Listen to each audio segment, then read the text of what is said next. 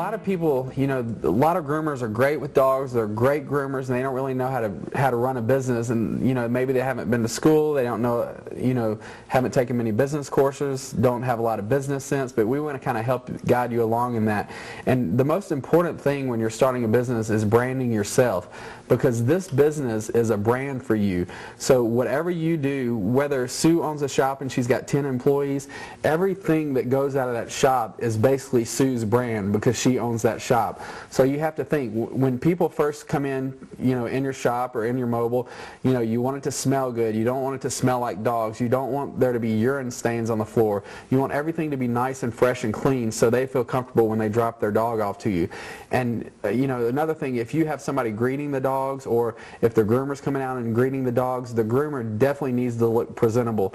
A lot of groomers think of hygiene, I say this all the time, a lot of groomers think of hygiene as a greeting, and it's not. So we need to be professional. The more professional we look and the more professional that we act when we're meeting somebody or coming in contact with these dogs, the more those people are going to respect us, the more they're going to be more willing to pay us more money for our grooms, and they're going to be more willing to rebook rather than jump from one shop to the next and just start that whole price war between groomers.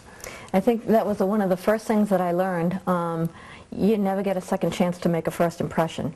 And when I would have people come into my shop for the first time, the first thing they'd do is go, "It smells clean in here, not like that last place."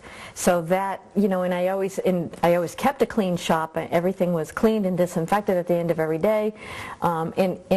Over the course of the day, you want to make sure that you keep it nice and clean. If somebody decides that they want to pop in, "I'm new in the area and I've got a dog and I just want to kind of check out your facility. Do you mind if I look around?" Sure, go right ahead. And you don't want to go, "Wait 10 minutes, would you?" And you have to run back and, clean and sweep and vacuum and, that kind of a thing.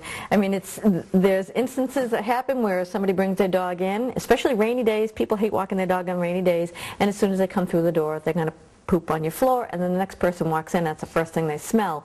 And with me, I've got the cleaner in one hand and the rag in the other, and I'm saying, "Oh, I'm so sorry because the last dog just had an accident," or whatever. So you want to know right off the bat that that isn't what your shop normally smells like.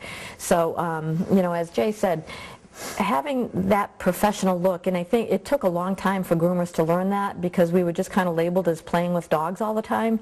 And I know when I started off, we had T-shirts made that had the Pampered Pet on them. We have a cute little spotted dog logo on it, and we wore jeans because you were working on dogs, and that's all we had. We didn't have the grooming apparel available to us back then, and so at the end of the day, after you've done working on a Siberian Husky, you've got pills and rolls of dog hair all over you, and you go out and you're greeting the customer and you're kind of picking dog hair out of your mouth, and they don't even want to really get close to you. They're glad their dog looks like that, but they really don't want to get close to you. You go to your vet and they are all wearing scrubs and they're looking very professional, and they charge you $4,000 for an office visit, and you don't blink twice at that because everything is professional, and it's worth it. You're paying for every penny. So the whole atmosphere, the whole look of you and your shop is very important for that person when they come through the door for the first time. And so many people think of us as, like Sue said, just playing with dogs all day.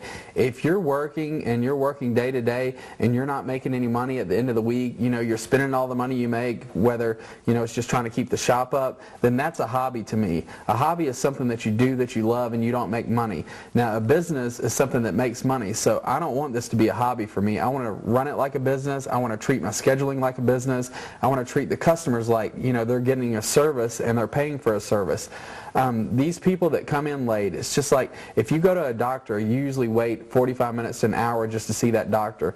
And how many people, when they come to you, if they come to you and they're late, or if you're a mobile groomer and they don't show up on time, they're 15, 20 minutes late, they don't realize, or they probably do, but 15 minutes off our day, for me, time is money. And if I have 15 minutes off, one customer a week, at the end of the week I have a couple of hours worth of dogs that I could have done, and I'm running behind.